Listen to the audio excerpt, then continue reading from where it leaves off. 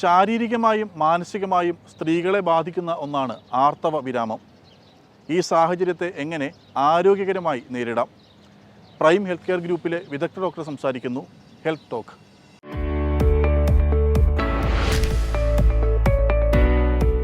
നമ്മൾ ഇന്ന് സംസാരിക്കാൻ ഉദ്ദേശിക്കുന്ന വിഷയം മെനോപോസ് അഥവാ ആർത്തവ വിരാമം ആണ്. എന്താണ് മെനോപോസ്? ഒരു സ്ത്രീയുടെ സാധാരണ എല്ലാ മാസവുമുള്ള പീരീഡ്സ് അഥവാ മെൻസ്ട്രേഷൻ അഥവാ ആർത്തവം നിൽക്കുന്ന പ്രക്രിയയ്ക്കാണ് മെനോപോസ് എന്ന് പറയുന്നത്. സാധാരണയായി ഒരു സ്ത്രീയുടെ 45 മുതൽ 55 വയസ്സ് വരെയുള്ള പ്രായത്തിലാണ് മെനോപോസ് ഉണ്ടാവാറ്. എല്ലാ സ്ത്രീകൾക്കും മെനോപോസ് ഉണ്ടാവും. 100% ആയിട്ടും എല്ലാ സ്ത്രീകളുടെയും പീരീഡ്സ് സ്റ്റാർട്ട് ചെയ്യുന്നത് 45 മുതൽ 55 വയസ്സിനുള്ളിൽ സ്റ്റോപ്പ് ആവാറുണ്ട്. എപ്പോഴാണ് ഇത് അബ്നോർമൽ ആവുന്നത്? ഇനി 45 വയസ്സിന് താഴെ 40 മുതൽ 45 വയസ്സ് വരെ മെനോപോസ് ആവുകയാണെങ്കിൽ അതിനെ നമ്മൾ ഏർലി മെനോപോസ് എന്ന് പറയും.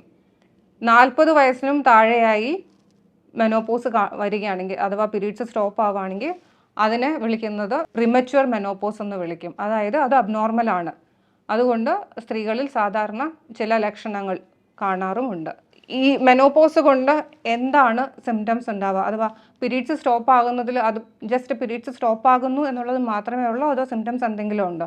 സാധാരണ സ്ത്രീകളിൽ പീരീഡ്സ് സ്റ്റോപ്പ് ആകുന്നതിനൊപ്പം തന്നെ എക്സ്പ്ലെയിൻ ചെയ്യാനാകാത്ത വിധത്തിലുള്ള വീക്ക്നെസ് അഥവാ ക്ഷീണം, അതിനൊപ്പം തന്നെ സ്കിൻ ചേഞ്ചസ് എന്ന് വെച്ചാൽ ചിലരുടെ സ്കിന്നിൽ ചുളിവുകൾ വരിക, ഡ്രൈ സ്കിൻ ഇഷ്യൂസ്, മുടി കൊഴിച്ചിൽ കൂടുക, സ്ട്രെസ്സിൻ്റെ എമൗണ്ട് കൂടുക, ഉറക്കക്കുറവ്, ചിലർക്ക് രാത്രിയിൽ അകാരണമായിട്ട് ചൂട് തോന്നുക, പെട്ടെന്ന് വിയർത്തിട്ട് എഴുന്നേൽക്കുക, അതിന് ഹോട്ട് ഫ്ലാഷസ് എന്ന് പറയും. അതേപോലുള്ള സിംറ്റംസ് ഉണ്ടാവുക. പിന്നെ നമ്മുടെ ശരീരവും മനസ്സും സ്ട്രെസ്സിനെ ഹാൻഡിൽ ചെയ്യുന്ന രീതി മാറിപ്പോവുക. ഇതാണ് സാധാരണയായി മെനോപോസിനോടനുബന്ധിച്ച് സ്ത്രീകളിൽ കണ്ടുവരാറുള്ളത്.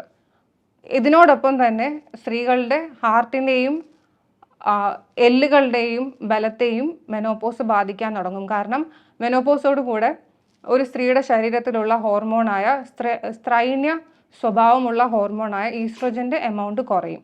ഈസ്ട്രോജനാണ് സാധാരണ ഹാർട്ടിനെയും ബോണിനെയും പ്രൊട്ടക്റ്റ് ചെയ്യുന്ന ഹോർമോൺസിൽ ഒരെണ്ണം. അപ്പം അതിൻ്റെ എമൗണ്ട് കുറയുമ്പോൾ കൂടുതലായിട്ട് ഫ്രാക്ചറിനുള്ള ഒടിവുകൾക്കുള്ള സാധ്യതയും ഹാർട്ട് അറ്റാക്ക് ഉണ്ടാവാനുള്ള സാധ്യതയും ഉണ്ടാവാറുണ്ട്.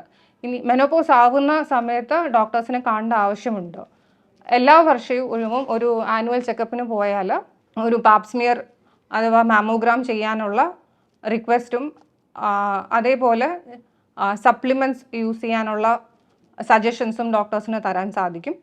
അതിനോടൊപ്പം തന്നെ ചില സ്ത്രീകളിൽ വേറെ കോൺട്രാഇൻഡിക്കേഷൻസ് അഥവാ തടസ്സങ്ങളൊന്നും ഇല്ല എന്നുണ്ടെങ്കിൽ ഹോർമോണൽ ട്രീറ്റ്മെൻറ്റും സ്റ്റാർട്ട് ചെയ്യാൻ സാധിക്കുന്നതാണ്.